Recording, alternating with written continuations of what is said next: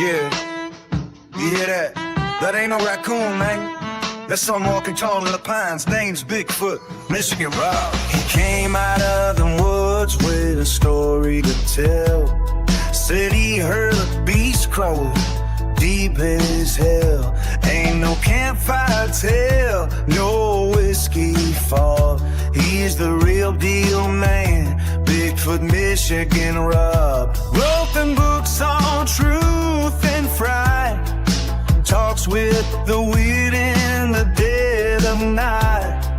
Cryptids, ghosts, the alien mob. That's the gospel of Bigfoot, Michigan Rob. Bigfoot, Michigan Rob. He walks that line between this world and the other kind. He's seen things that'll make your jaw just throb. Say his name out loud. Bigfoot, Michigan Rob.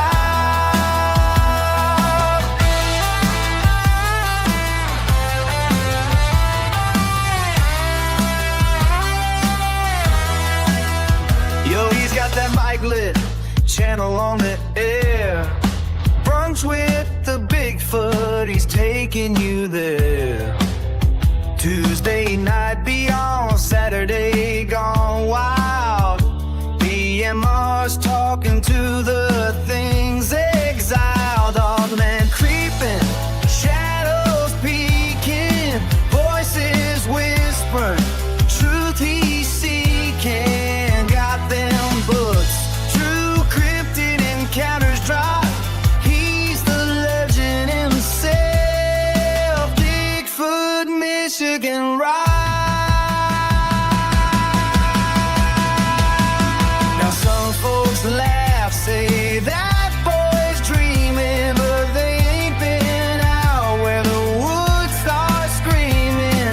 You hear that low growl cut through the fog, that's something real. That's Bigfoot, Michigan Rob. Bigfoot, Michigan Rob. He walks.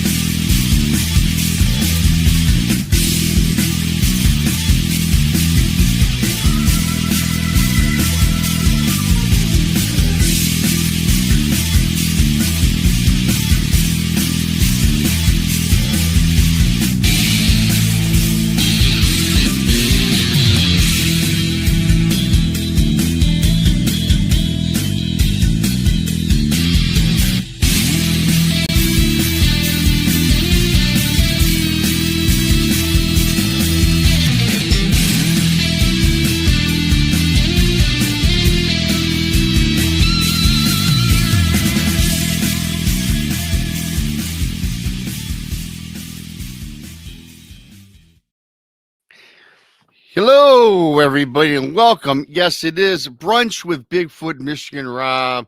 Thanks to one and all for coming in this Thursday afternoon. As always, we have a great show in store for you.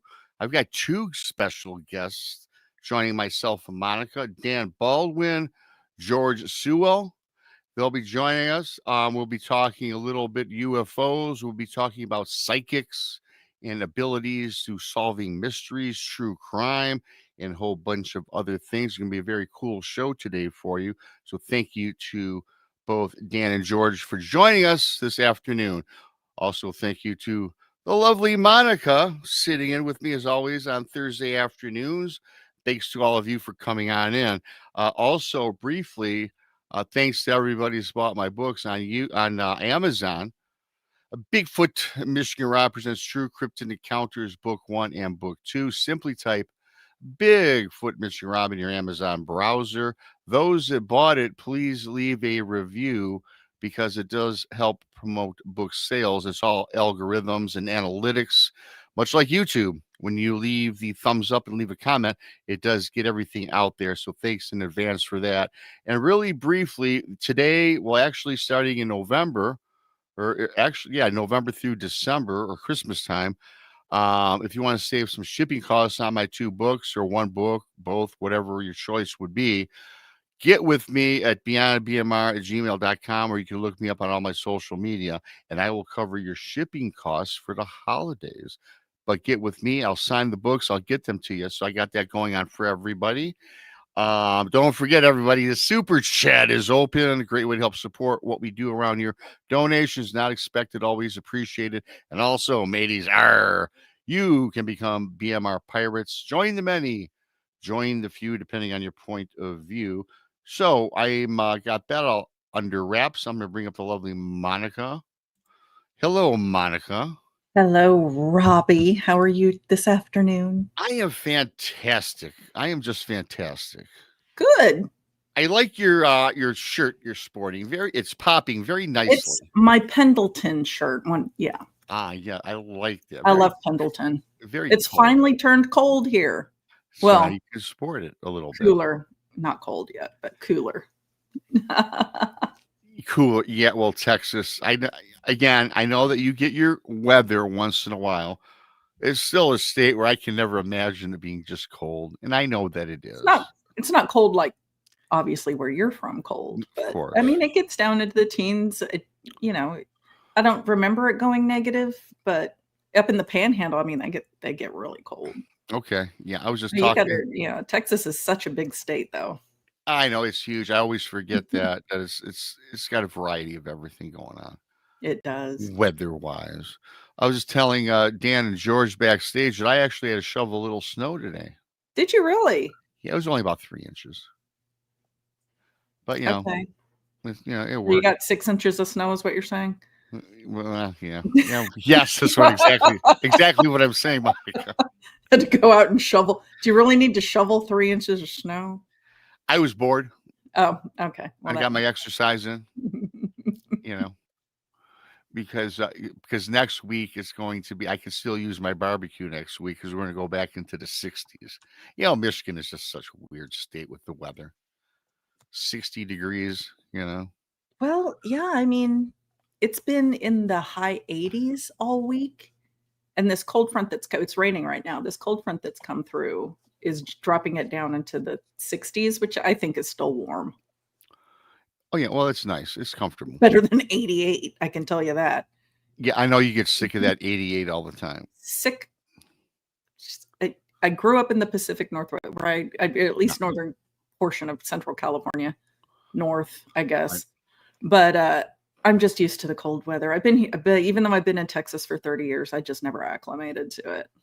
Okay, I got you. Well, of course, I'm used to the cold weather and the hot weather because we get the 90s in the summer, and but anyways, so. You guys get the humidity too, though. I think a lot of people don't realize that, like the states around the Great Lakes do get humidity. We get a ton of humidity, especially in August. I really don't like August. I'm getting summered out, and all the bugs come out, and it's just it's hard to breathe. I mean, the humidity is so thick. You're breathing moisture all the time. It's just, it can wear you out a little bit. Mm-hmm. Thanks to everybody for coming in once again. Of course, if you're new, please subscribe to Bigfoot Mission Rob on YouTube. Monica's Our Paranormal World, Texas Front Porch, The Blondes and Booze, Donnie Show Says the Paranormal Paul, Truth or Tinfoil. To get that out of the way. Thanks to one and all. Hit that like button.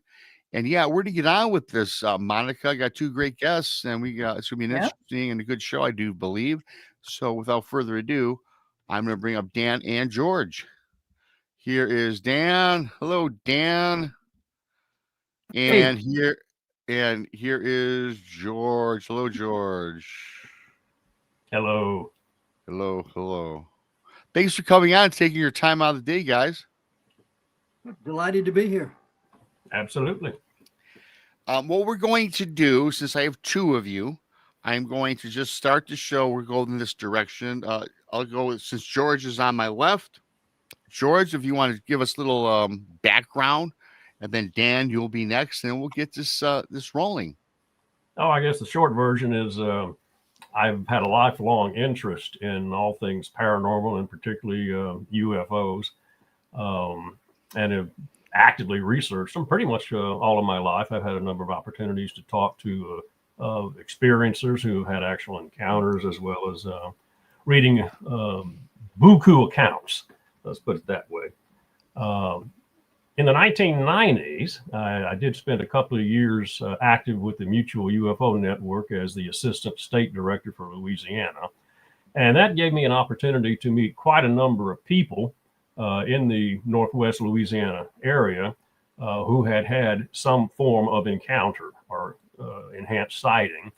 And it was most interesting because almost to a person, they were really not so much interested in what it was or what actually occurred to them, but that it was happening to other people.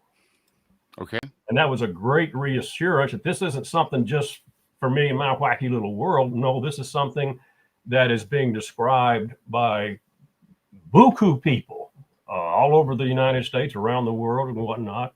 So that reassurance, I think, was the most valuable thing I was able to provide. Fabulous. Yes, we do like our UFOs around here, so we'll talk a little bit about that. We got so much to cover. And Dan, how about yourself? Well, I'm a full-time writer, author, ghostwriter, co-author. I write under my own name. I write multi-genre fiction, and I do paranormal nonfiction. And last several years, I've been doing my paranormal nonfiction primarily with George. I got involved about the year 2000 when I felt the call, whatever you want to call it, to find missing children. And not being trained as an investigator, it occurred to me that perhaps developing psychic ability would be a way to do that. And so I started learning attending psychic fairs, things like that. Came across the woman one day who was doing this pendulum dowsing, and I said, "Oh, I can do that." And so I've developed a skill in pendulum dowsing, written several books about it. And I was got involved in looking for missing children. I'm a co-founder of a group called Find Me, International Group of Psychics. I've since left that group to pursue other areas. And those other areas include spirit communication, talking with those who have passed over. And most recently, and mostly with George, exploring the not only the UFO phenomenon, but the connection between the spirit world sometimes and the UFO phenomenon. And so, our last book was called The Sky People and Our Ancestors. And it's an investigation of the people from the sky who came down and visited with the Native Americans. And then you guys called.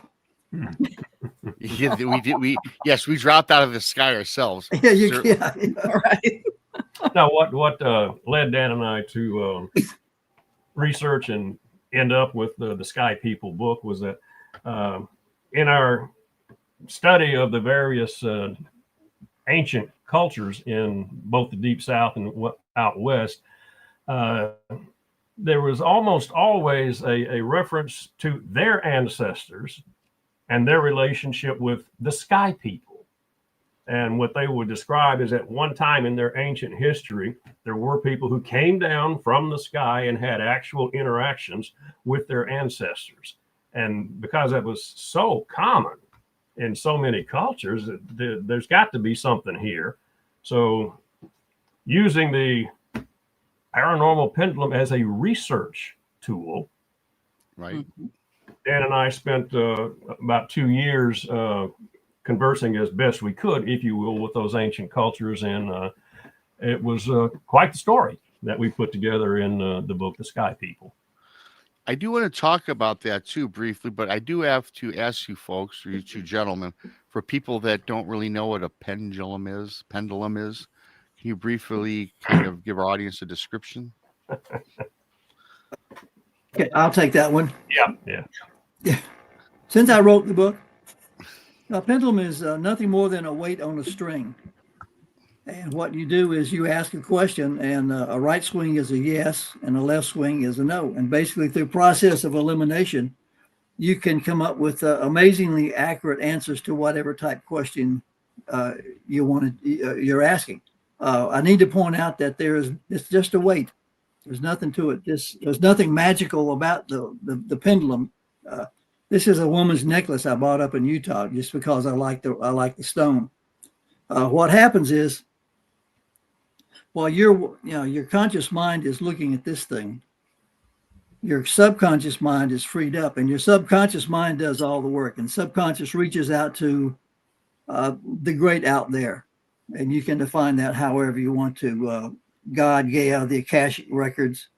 In our case, we've been able to reach out to not only the spirits on the other side, but also we've been able to talk to ET.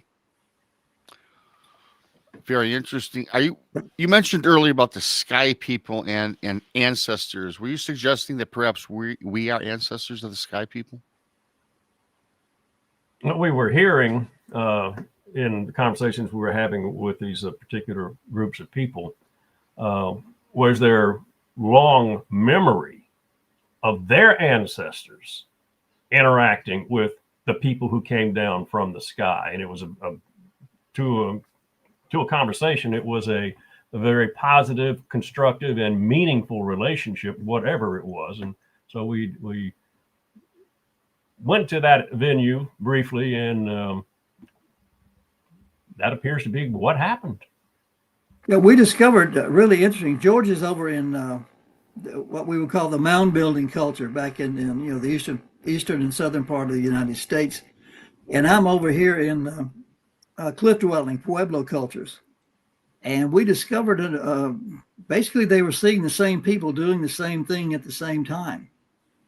So the sky people, whoever they were are visiting people, all around the world, and certainly they were doing that in the past in the continental United States.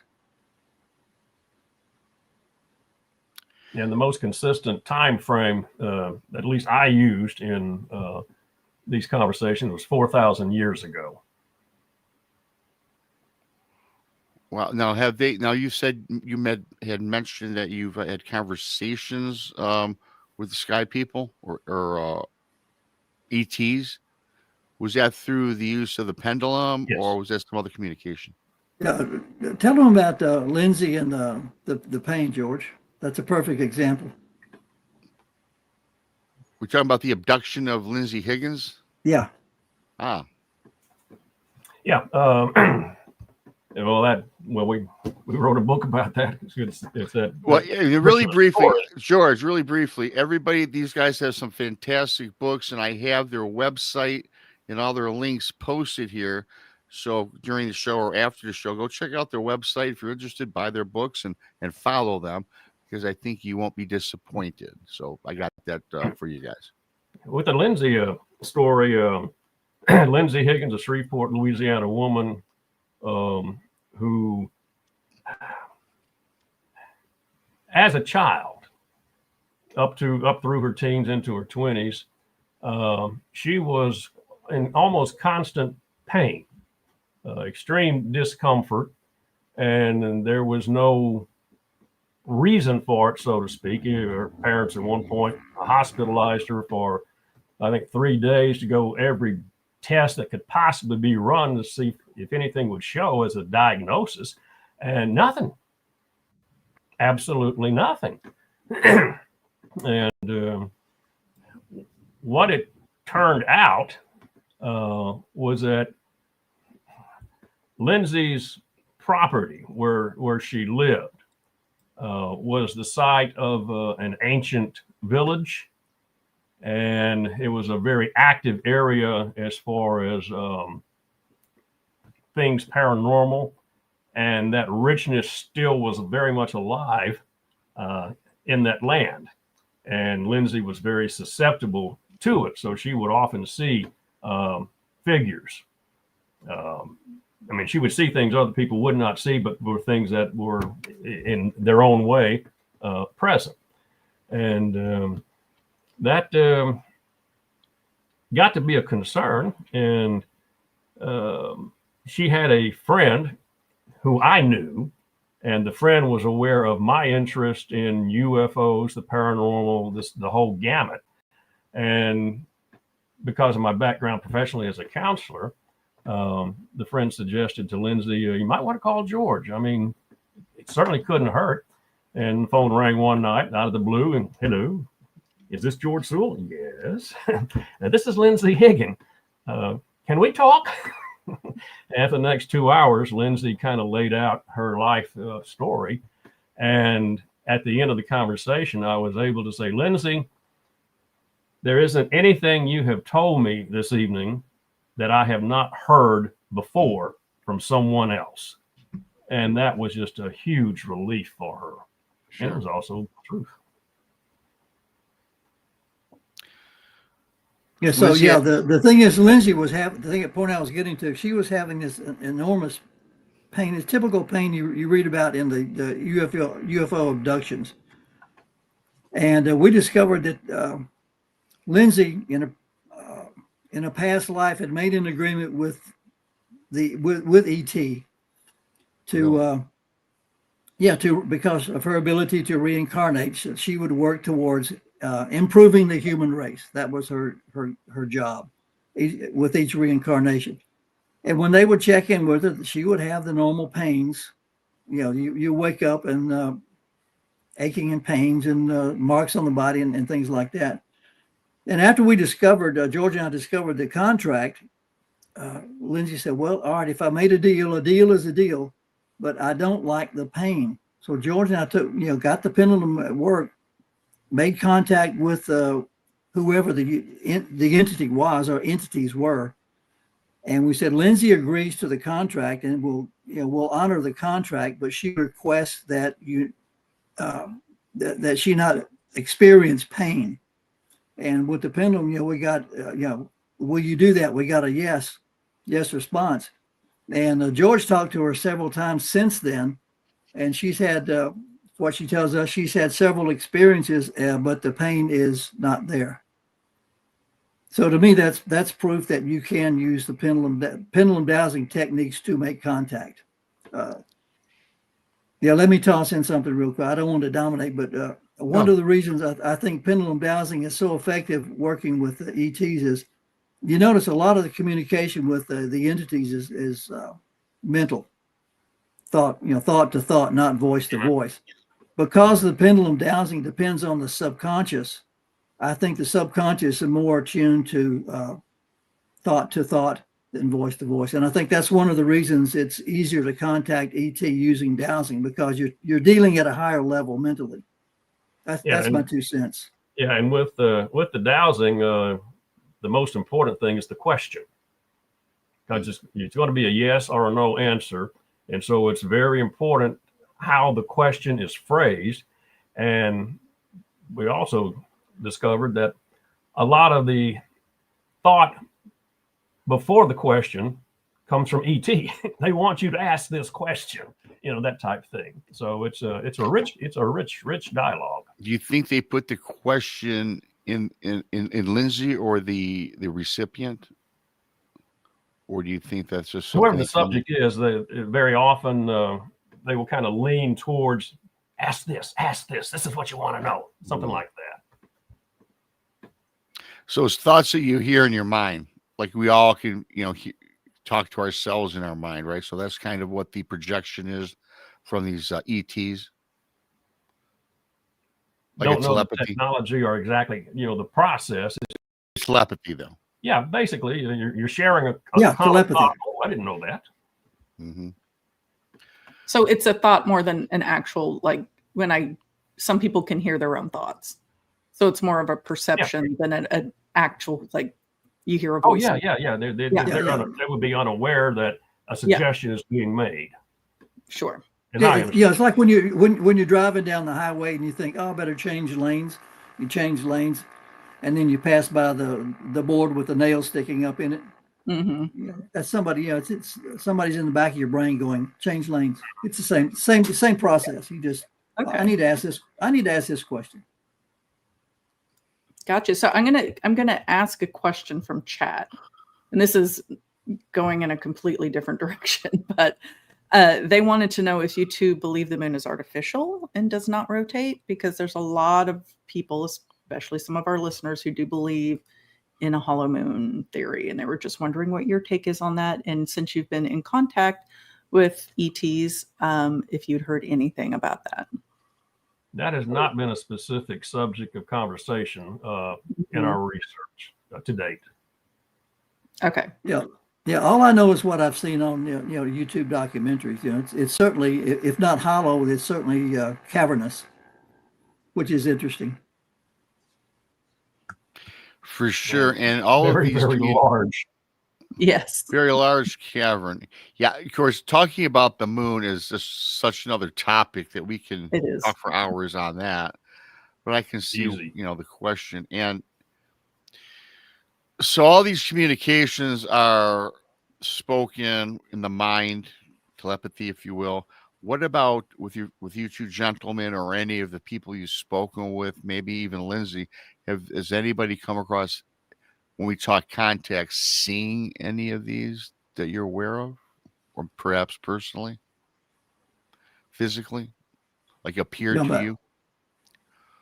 Like spirits, ETs, grays, yeah, in a physical form, like you're in your bed and one approached you at night, or I any think of your talking about ETs. ETs. Oh, yeah, the only ETs thanks. quote that I've seen would be craft, and I've seen lots of craft. But I've never run into a gray, or to my knowledge, I've never run into a Nordic. Probably have, but I've seen lots of craft. I think George has too. Mm-hmm. I was going to ask you guys, do you think that, of course, we're talking ETs and people from space, how can you know for certain, because this comes up a lot during these shows with certain folks that are on, how do we know that they are from another worldly entity, or maybe just a lost spirit that's posing as something else? That covers a lot of ground. I think you're getting into one of those all of the above situations. Mm-hmm. I think we definitely have craft and visitors from not only other planets and other star systems, but other dimensions. We also have spirits who appear in different forms. Like George has a beautiful collection of orbs. It's got to be all of the above. I've got a Native American friend who goes out in the sacred tribal land, and they see lights all the time. We would call them UFOs. The shamans say they are our ancestors. There's a possibility that they are ancestors traveling with UFO, with the ETs in the UFO. So it's to your question, it's got to be an all of the above. Mm-hmm. So in dealing with orbs, then we get this all the time as well, you guys. With the orbs, then they appear all the time. Are you suggesting that the orbs, from your research and experiences, orbs is something ET? It's an ET phenomenon.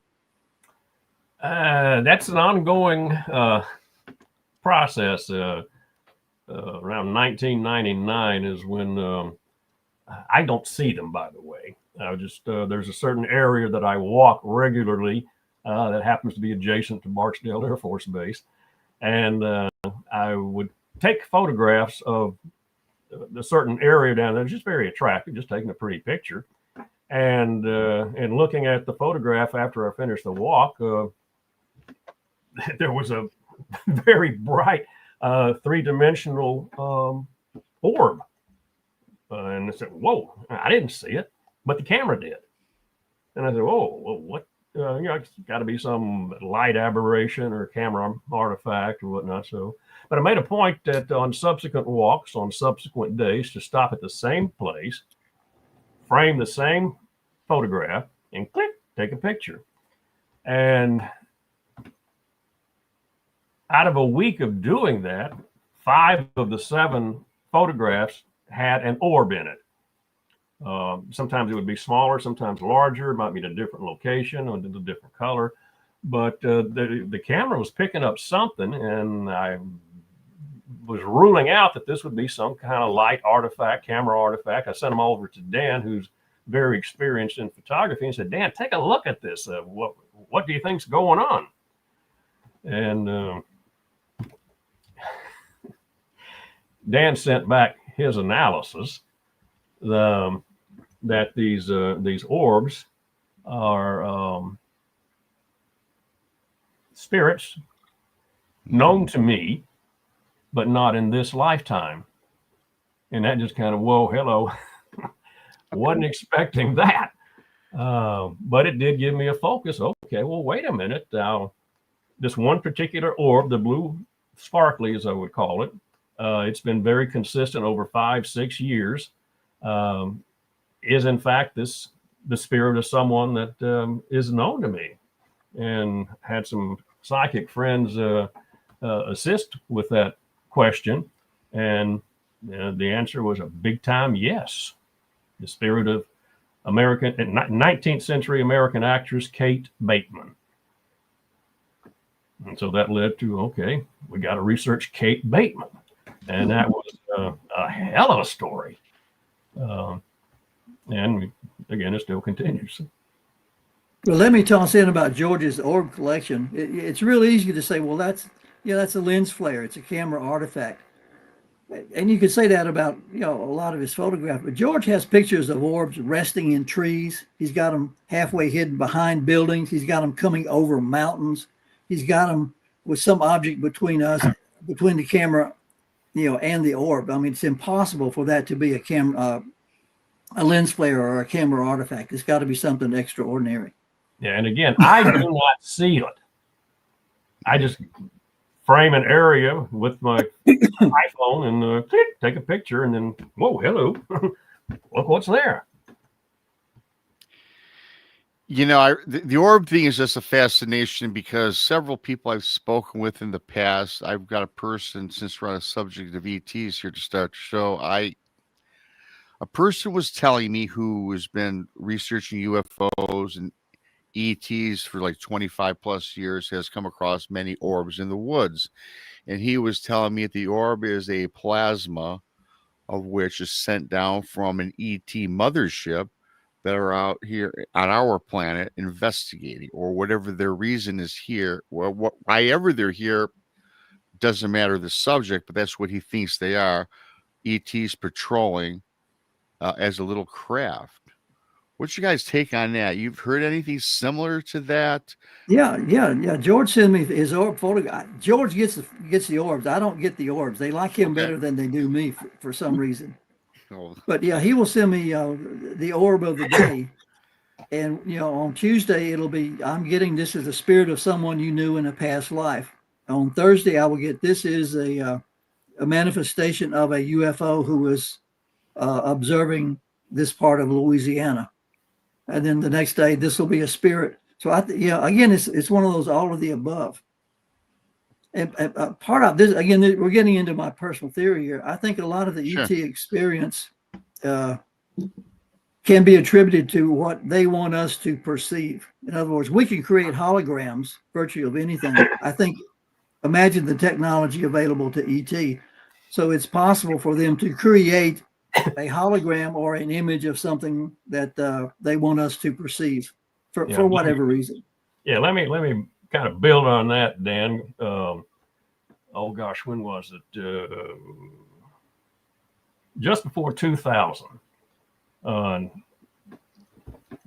was getting a little concerned, frankly, with what all Dan and I were discovering, and we were very diligent about keeping our interpretation, our desires, just keeping us out of it, and just as neutral receptors as best we could. And because of the material we were getting, this is just so fascinating, I began to get a little skeptical that maybe somehow on a subliminal level, we might just be manipulating some things here. And I was concerned about that. So I woke up one Sunday morning at the end of December, 7 a.m. Sun's about to come up, so I go open the blinds and whatnot, and looking across the street above my neighbor's house is at least a 30-foot diameter sphere, very deep orange, and the circumference shimmered. It wasn't a static hard circumference. It was, it was shimmering. And that got my attention. I'm looking at this thing. Sure. And I must have stared at it for about 2, 3 minutes. And just, I mean, it wasn't going anywhere, and it was clear there just for me to see. And I said, whoa, hello, I need to get a cup of coffee. So I went to get a cup of coffee, came on back to the window, looked out, and it was gone. And that's when it kind of hit me that, whoa, hello, this was staged.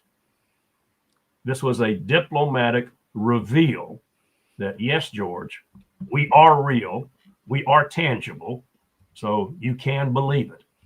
And okay, I'm convinced. And the added feature to that experience, which indicates that there was a little level of, I wouldn't say mind control, but information conditioning, because my usual self, I open the window and there's this big orange UFO out there. First thing I'm going to do is step outside and get a closer look. And then I'm going to grab the phone and get a picture of it. Neither of those ideas came near. I had no idea to step outside, had no desire whatsoever to get a photograph. So those urges, which would be totally normal and natural, were somehow suppressed. I could look at it as long as I wanted, study it in detail, but that's as close as I was going to get. Do you think that the shock in seeing that so close was maybe why?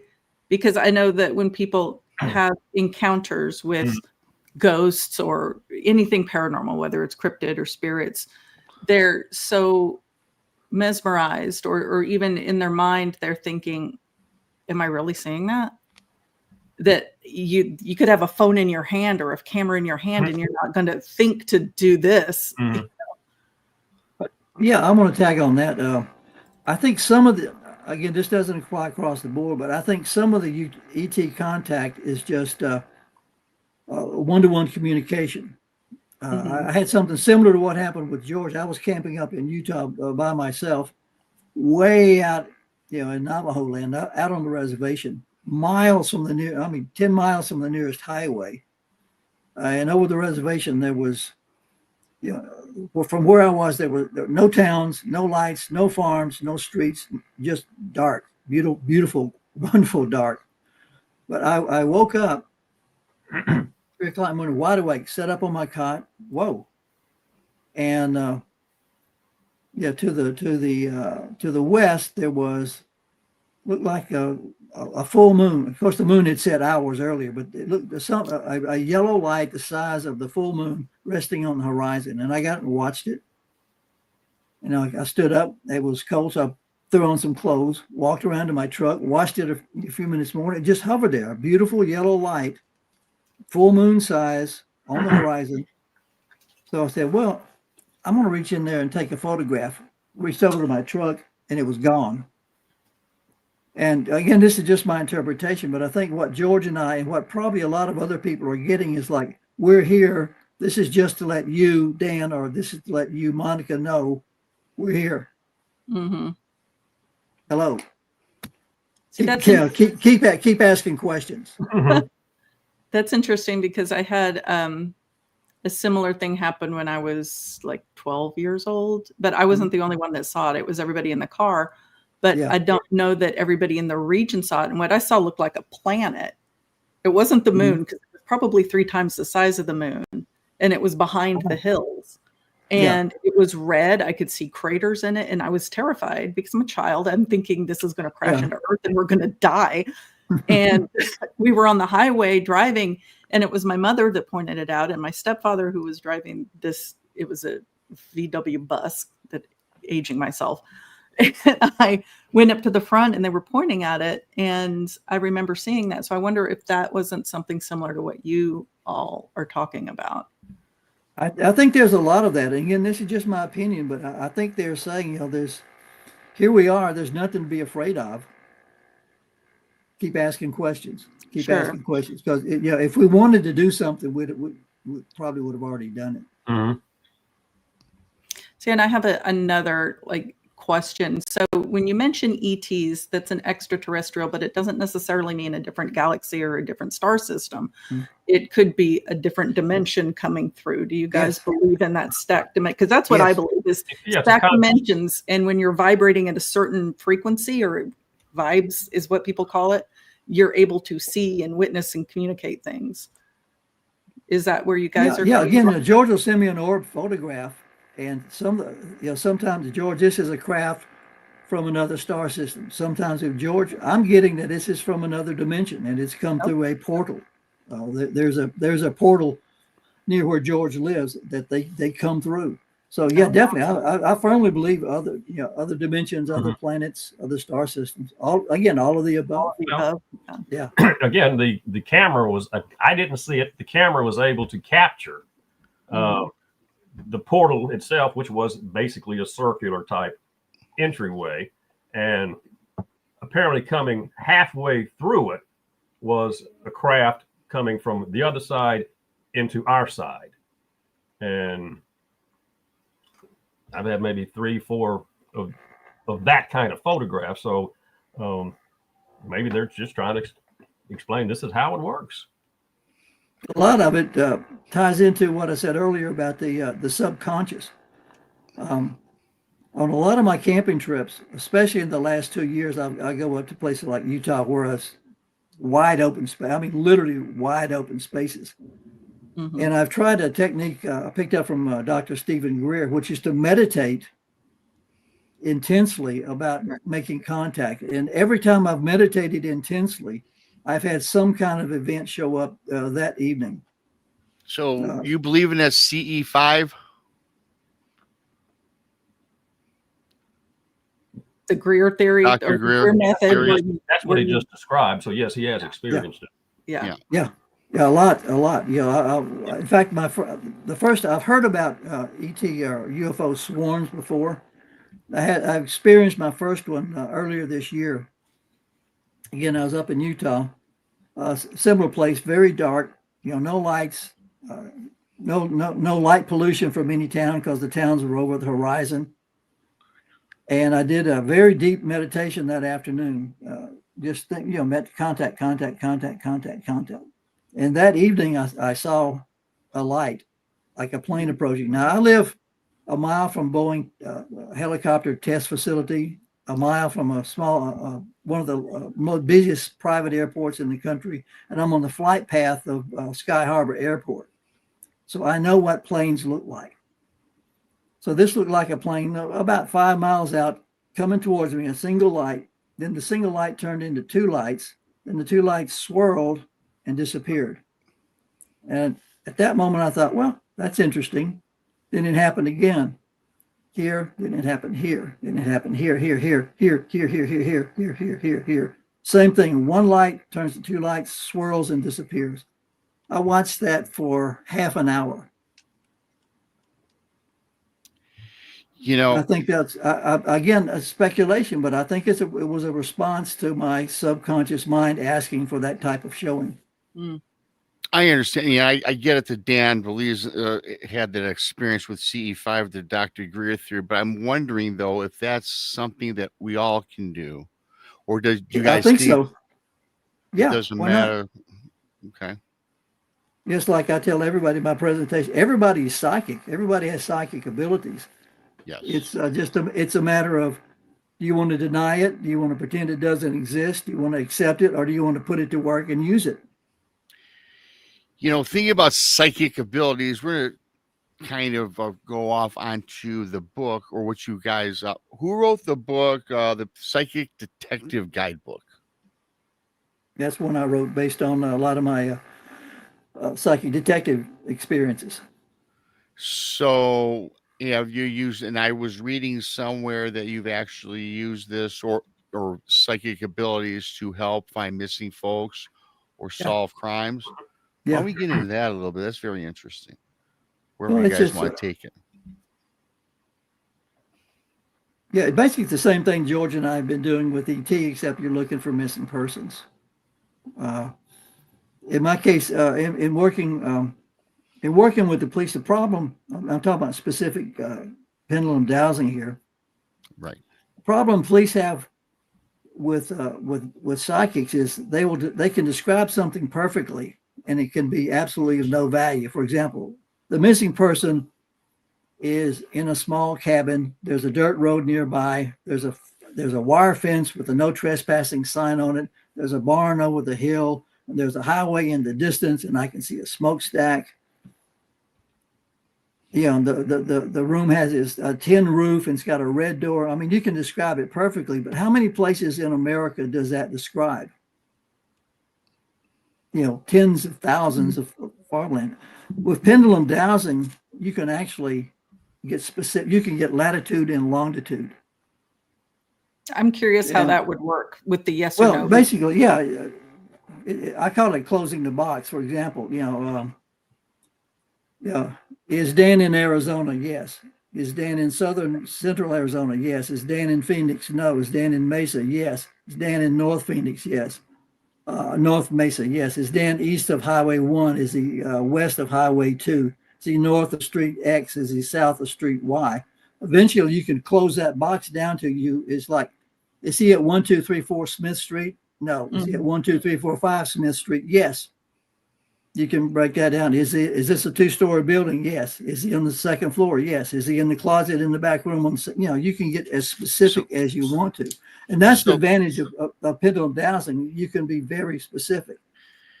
Your questioning has to be very specific because you're not going to get an open-ended answer, obviously. Mm-hmm. So, and that guides you to the result you're seeking. Let me ask, have you helped law enforcement? Have you guys or Dan have been involved with helping to solve any crimes? I was reading somewhere about the Colorado mystery or murders or something. Is that associated with you folks?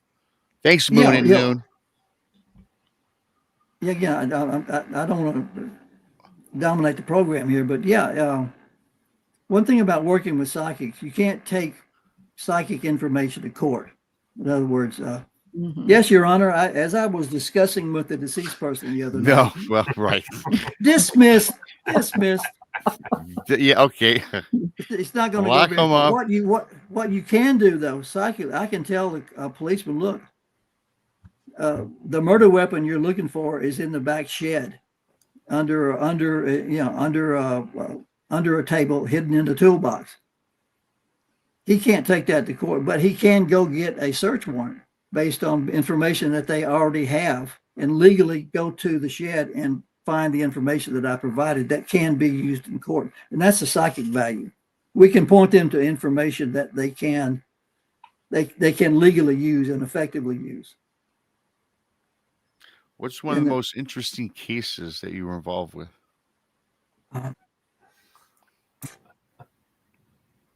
Now, let me tell you two things. George brought this up earlier, the importance of asking a question. Sure. This happened to me. Those of you interested in pendulum dowsing, take notes.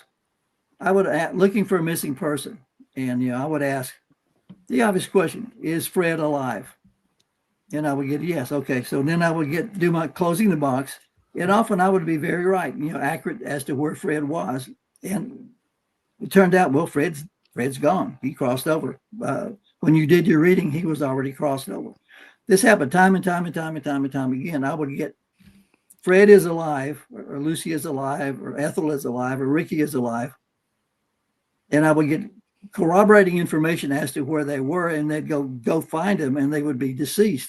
And it finally occurred to me that I was asking the wrong question. Of course, Fred is alive.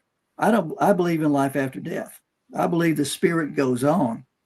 So Fred's body was dead. Fred was still alive. I was getting the accurate answer according to my belief system. So when I got the answer, Fred is alive, yes.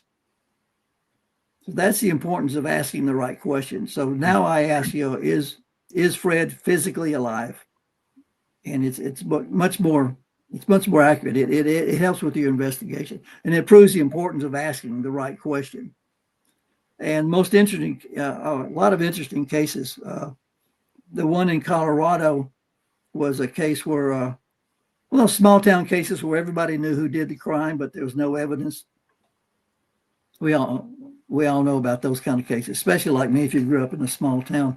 Dad had killed a son. Everybody knew it, but there was no evidence to prove it. And so there was a bunch of psychics working the cases. And I happened to come across two particular locations on a particular mountain, near a particular mountain road. And I went out there and did what they call ground pounding. I was a volunteer with the search and recovery team. And so we're 10,000 feet in spring.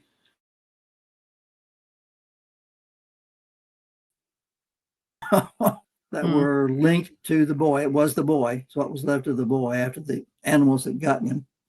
And later it turned out that I got to the back door that the other location that I had pinpointed was where the police thought the murder had actually occurred. So that's an example of pendulum dowsing out of the state of Colorado, getting to specific areas the size of a football field, Right. and panning out. I think Dan's connect or not Dan. George's connection dropped. George's connect. Yeah, we had some interesting things happen there. Everybody's faces got shuffled around. Then we lost George. Very interesting. Maybe what did I say? Yeah, maybe the spirit world is talking with us. Oh, maybe he's gone home. Yeah, there's something.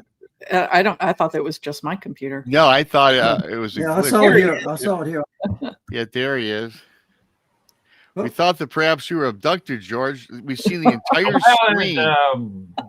Whatever. That was so odd. That was what's it like up there, George? I'm using the main computer, and it's not really configured for this kind of activity. So it's being stressed. Well, actually, for that, if you say that, boy, you're looking good and sounding good, because I have people that are set up for this, and which have been all over the place. But that was kind of strange. That never happened before on the show. Hello. Or maybe it was a demonstration. Who knows? Right? Yes. I think we got that going on here. Have you guys in the spirit world, have you guys come across anything that during investigating, anything that was maybe kind of nefarious, where you thought that it was a spirit? Because I have a follow-up to this, but maybe a spirit that had evil intentions or wrongdoing. I haven't. I've never had a negative experience. I've been into a couple of places where I've got a negative vibe, but I've never had a get out or anything like that. Okay. Yeah, and again, we're not. Go. I'm sorry. Go ahead, George. I was going to say we're not pursuing that angle. Okay? No, I don't mean you are. It's like it just happens in investigations. Something, if people are trying to cross someone over or get in touch through a psychic medium, or something during the talk or the actual process, something comes up that shouldn't be there. In other words, like something that is trying to intercede and project something that's not real. The only time another spirit has come in, we were helping a spirit cross over, and somebody else came over to help out, but nothing negative. No. Okay. But again, we don't go looking for it. Yeah, and again, we're using this process to research. We're not using it for entertainment or. Well, no, but certainly it happens with certain. I mean, you have all the right intentions and have good experiences, but there are people that, like yourselves, that come across something where something intercedes in an investigation or a process that just doesn't belong there, because not everything is roses, right? A lot of people come across things that are very detrimental to them and traumatic. So that's why I asked if you came across that. Yeah, the negative forces are out there. We just don't go looking for them. I'm not saying they don't exist, because they definitely do. Yeah, no, I'm not saying you look for them, but they pop up whether you're looking for them or not. But from what I've talked with people I've spoken with, so that's why I asked that question, because you never know. Yeah, so well, with that, so far so good. So when we were talking about earlier about in helping with law enforcement, and I get it won't can't use it in a court of law. They'll throw it out in the courthouse. They'll call you. Okay, they'll send you. They might arrest you for that for talking like that in the courtroom. But has there been anything that you're most proud of where boy, yep, we really helped with the investigation, although it's not made public record, and had law enforcement say, "Hey, you guys, thanks for that." Anything that just something that really made your day with what you've provided for folks? Generally, in most of the cases that I've worked, the cases, if they're solved, we never hear about it because I've done cases in Japan, Italy, England, Ireland, Canada, Mexico, all over the United States, and basically send in the information. And if only you only find out what happens if it's in the newspapers or on the media, or somebody gives you a phone call. So mostly. I have had a couple of times through back channels, cops have said, "Hey, you did good." I had one. I was looking at a missing person case, and I provided a whole bunch of information. And someone who was working the case came to me and said, "Hey, Dan, the cops said you connected a lot of major dots." So you get that kind of thing. But yeah, you're not going to get public recognition. You don't do it for that. No, and anybody who would want that kind of recognition, or more particularly would want to charge for the service, whoa, no. Well, that's when they're not on the up and up legitimate, and they're honestly wanting to help people. Yeah. Mm-hmm. So, George, can you tell us about finding the spirit known as Morlock? That's part of Lindsey's story. Oh gosh, I have to think a minute to go back to how that story begins.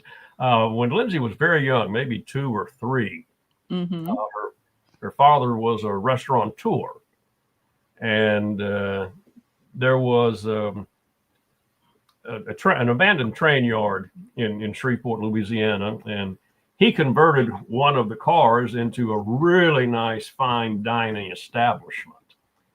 And this is a time when Lindsey was 2 or 3.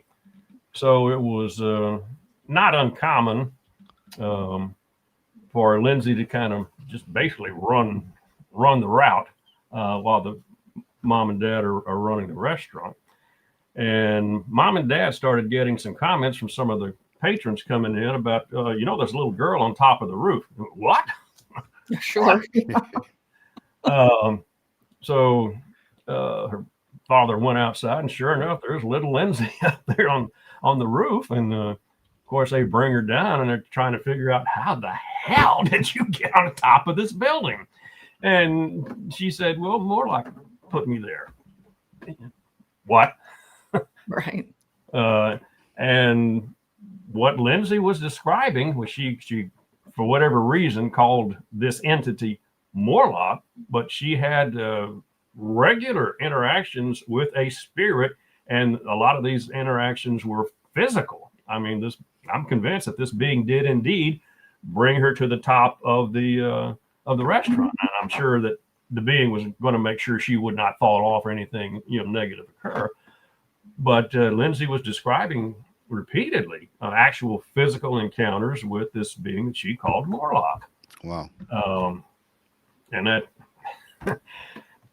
it was just consistent enough that, yeah, what she's describing is probably very close to something that is actually occurring. Right. And that kind of led her father was very interested in this, as this was his property. And he was becoming more and more convinced that this is a reality. And well, he wanted to know a little bit more about one of his business partners who helped him set up the business, who was now deceased. Okay. And she was able to get some information from that source. So it just... That's interesting. I mean, it must have been quite a powerful entity to be able to levitate a little girl. It George and I couldn't move we tried to move the windows. We couldn't. It Yeah. was a huge. So, how she got out of her room in the building to the Sure. roof, no explanation other than what she describes. That's interesting. And were you able to determine whether it was somebody that had crossed over, or was it a non-human entity? We really didn't pursue that. We were just mainly focused with Lindsey's health and well-being and the particular line of query that we were involved with. So if Dan and I try to stay when we're researching, we want to stay very focused on our intent, because when that thing starts to swing and you get a bit of information, well, let's check this out. And next thing you know, it's 6 months gone. And what were we writing about? You know, it's so easy to get distracted and lost with this technique. So you got to be very disciplined about it.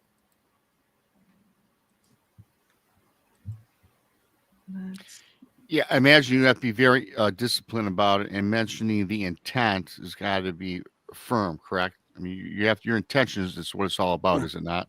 Well, again, it's very easy. I mean, you're just holding a rock on a string. If you use your conscious mind, you can make it go right. You can make it go left. You can make it go back and forth. And that's real hard. Like, you're looking for little Betty Pam, the little 5-year-old girl who's missing. Is she alive? Well, you want that to happen. You want that to be. You want her to be alive. So you have to clear your mind perfectly, so that you get the answer that's real and not the answer that you want. And that's dowsing itself is as simple as it can be. If you can hold a rock on a string, you can dowse. The challenge is in keeping your mind clear so that your subconscious comes up with the answers, not your conscious mind. Mm-hmm. So this is something that really the average Joe can pick up and concentrate on with a little direction. Yeah. And discipline. And mental discipline is the key. George and Dan, I know you both have written some books. Dan, why don't you go first? Where can we find you, and what's your works? And I've got all your links posted in the show. Okay. Why don't you tell our audience where they can find you and we can buy your books? All my books are available in ebook and paperback through the usual sources. Everything's at Amazon, Barnes and Noble, D2D. Your normal service, your normal distributors. They're all available there. My novels and in multi genres, and all the paranormal work, and in the work that George and I have done, they're all available. My website.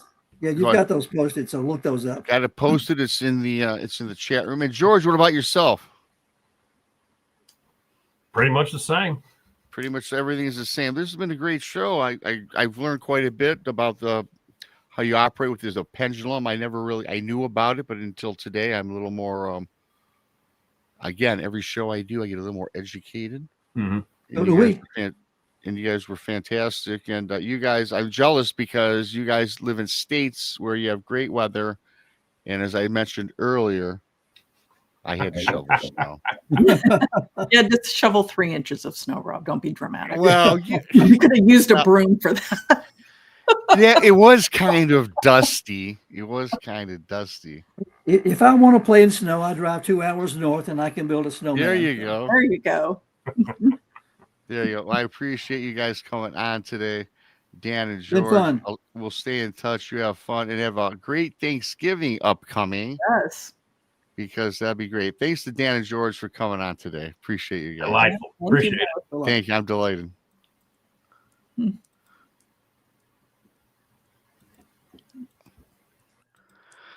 So yeah, fascinating show, Monica. I learned some things today. Hey, the pendulum helping you solve some crimes. That was very interesting. I would not have thought to use pendulums for missing persons.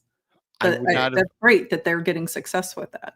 This excellent success. They've written many books, and you guys can find all their links. Great show with those two gentlemen. And Monica, I wanted to get spend some time with you a little bit before we end the show, because As everybody knows, BMR does not do Thanksgiving shows on Correct. Thursdays. Monica asked me, "Are we on Thanksgiving?" I said, "Do you know Hell me no. by now? We're not. Of course, That's we're good because I not. wouldn't be here. I haven't done a Thanksgiving show in forever.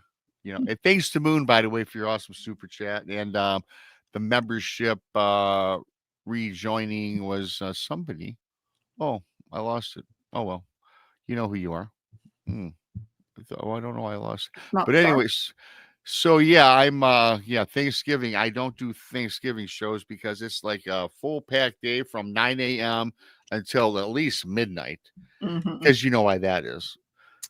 I do. Fantasy football, the Detroit Lions is football all day. In fact, we eat when do you eat your dinner? We eat our dinner at 4:00 I have after to. the I Lions. have to have it ready earlier in the day because I have a friend of mine that I've known forever. He doesn't have any family left, so he spends holidays with us. Anyway, he drives up from Houston. So he drives up the day before and he drives home on Thanksgiving. So I don't like him driving Mm. too late in the evening. So we eat about 2:00 so that he can, eat, rest, and then he's got to get on the road. Yes.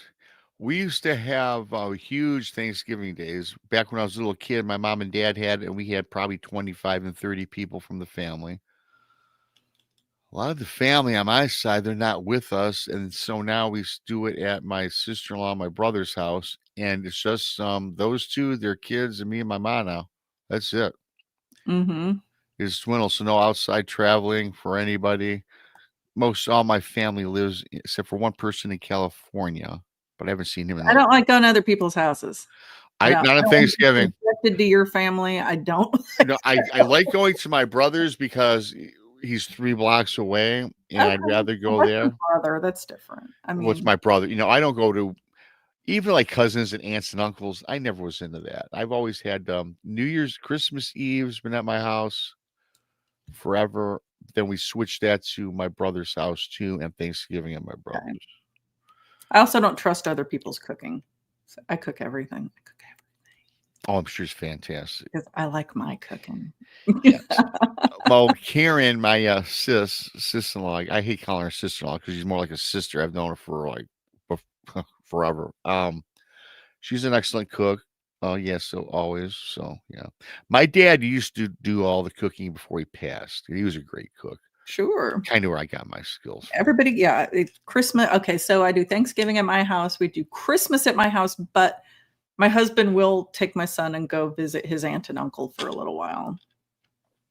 Because that's so much chaotic energy because they've got, I don't know, like a whole village of grandchildren that are there screaming and running around, and I can't with that anymore in my life. I cannot. No. With the screaming kids. Oh boy, no. It used to be me and my brother hated traveling when we did travel on the holidays when we were younger because we as young kids loved watching the Lions and do we have to go to Uncle Gary's? They don't have a good TV and there's so many kids running around, so that was always terrible. Then my mom and dad started doing it and yes, I do not like traveling to anybody's except for my house and my brother's for any of the major holidays. Right. I mean, we even do Easter within the family. We don't even travel for that anymore. And again, my family's kind of dwindling. Right. And I don't know, Christmas Day is the 25th. I'm not on that day. Do you know what day Christmas falls on this year? The 25th of December, by I can chance? tell you. Give me a second.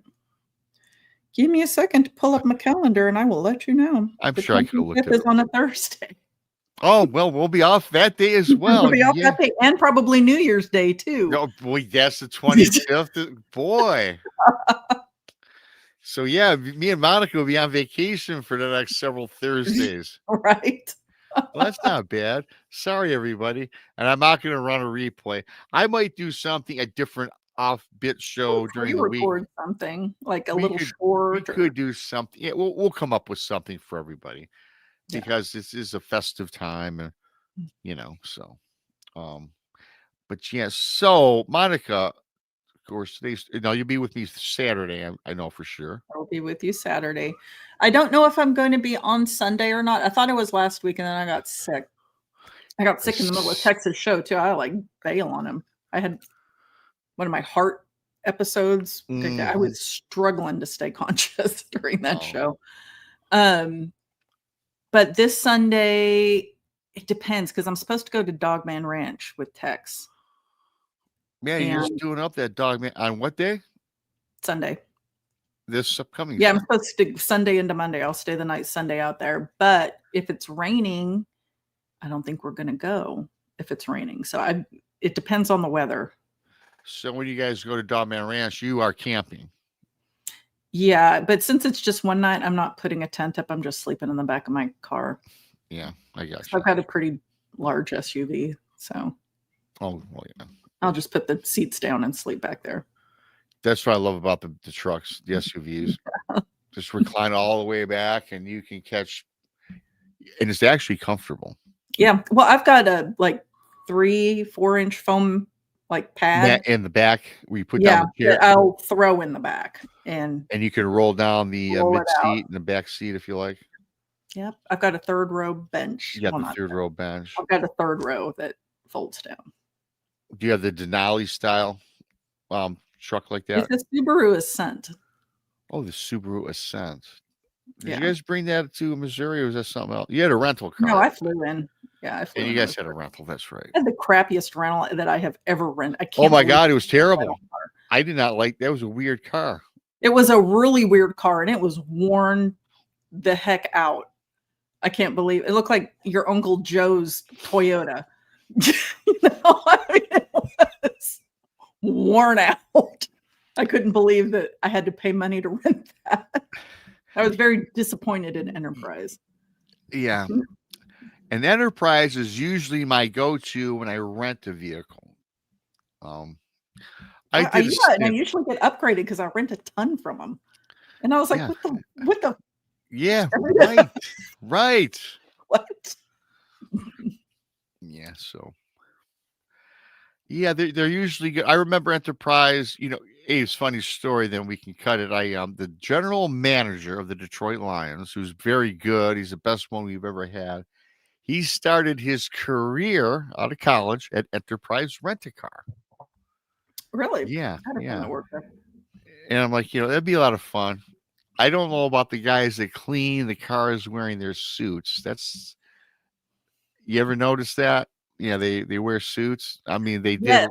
My friend that worked with Enterprise had to do that. I had to detail suits detail cars in suits. Yeah. Yeah. And I remember I'd visit him after work sometimes. And I don't know what he was thinking, but he went through this phase where he thought sweat doesn't stink if you're not scared. It's only the fear pheromones that cause you to stink. I was like, son, it is August in Texas and you were detailing cars in a suit. Put on some effing deodorant. I was like, you're nose blind. I can smell you down the street. On some deodorant. I had, oh my God. Well, I had a friend because Enterprise, I had a friend I graduated with, and he got his first job out of college. He got a job at Enterprise, and he lived close by me. And one day he came over right after work. He's sporting a pretty snazzy suit. I'm like, hey, man, you just got off work. I said, you wear a suit? You rent cars? He goes, well, yeah, that's what we do. And he took off his suit coat jacket, Monica, and this was summertime too. And he had, a dress shirt on, obviously. And his entire shirt was like see-through from the sweat from washing cars. I said, wait, you have no porter? He goes, no, well, we got a porter, but we're so busy that, it's all hands on. You got to do what you got to do. I said, man, at least you could wear khakis and a polo. I don't know if they do that today. That'd be smart, but yeah. Washing a car. I don't like walking outside in 80-degree weather in a suit, period. Just walking to my vehicle. I worked indoors. I mean, I had to wear suits at the time just from my job. Yeah. And I knew him because we had worked together at one point. So, you know, it's actually my friend that comes up for Thanksgiving and Christmas. I told everybody he stunk so bad. Oh my gosh. So, you know, it wasn't unusual to, you know, have to endure a little bit of time, you know, in a suit, but I don't think he realized that he would have to be out there like cleaning cars. No, you know, you know, in August in a, you know, black or blue suit. And then, and really quick note on this. I don't know how we even got on this. My same friend worked there for like a year, and he was washing the cars again, but during the winter, and he ruined so many of his suits because he came over one day and he must have had salt from the bottom of the pant leg up about 6 inches of stain from working in the garage washing the cars. And there's salt that comes in, you're rinsing off salt on a car, it's splattered on your suit. He says he's got to quit this job because he spends more money on suits than he does on food because all the suits he's ruined. So we didn't have to contend with that down here, but I can see where that would stink. I'd be like, I need a bonus or something, you know, a stipend for suits. I need that. Well, in fact, that you say that, he said, well, I think we talked about that, and he says that for Christmas every year, the employees got a gift card to Joseph Campo. You know what that Joseph Campo is? It's a suit place, isn't it? It's a suit place, yes. I guess at minimum they could supply their employees with rubber boots. At least tuck your pants down into the rubber boot. Yeah. And in the wintertime, I would never take them off. I would, because Enterprise, rental agencies are so busy. There's people in and out 24/7. Right. And now they all are. I think they're all 24/7 now, as it is. They are. Well, no, the airport ones, they close down at a certain time. So I always have to be like really aware of my incoming flights. Because they say you can pick your car up, but I don't trust them. Thank you, Danielle Tuha. Is it Daniel? Daniel. Okay. I saw that. I thought, okay. Yeah, I hear you. I sweat I sweat like a pig myself wearing a suit in the summertime. I think most of us do. So you're not alone. You're not alone, Daniel. I haven't gotten any better as I get older either.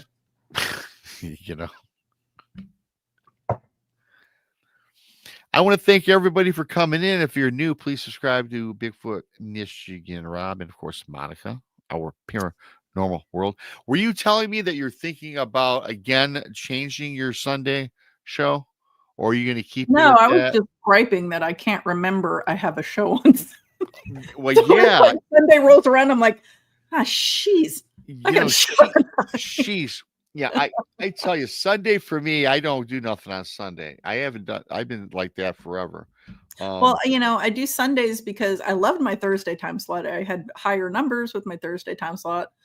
But with Joe being sick and Tex works, I don't have a co-host and I ain't doing it by myself. So that's why I switched to Sunday. So I got to just tough it out. Just get used to it.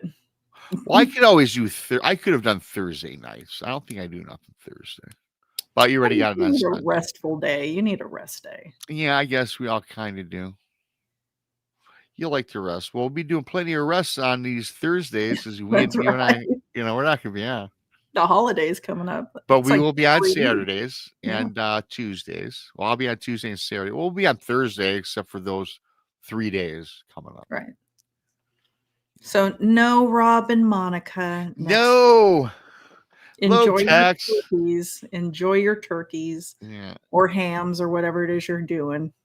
Yeah, we do the turkey. Fun fact, pigs only sweat on their snout. That's interesting. I don't know. Anybody would know it's Tex because he used to have a farm. He knows. Yeah, and now he caters to fish. He does. He likes to fish. He has this aquarium that he put together. in the yard? His pond. Pond. Yeah, well, I say aquarium. Yeah, it's more of a pond. Yeah. I misspoke, Tex. He'd be happy to come and show you if you helped him dig a hole for it. I'm done. I tell you what, I'm done digging holes. I probably told you this back about 3 or 4 years ago. Me and my buddy Brian, we built a pool and we had to do it from scratch. We had I to dig the remember. hole. We had to do everything.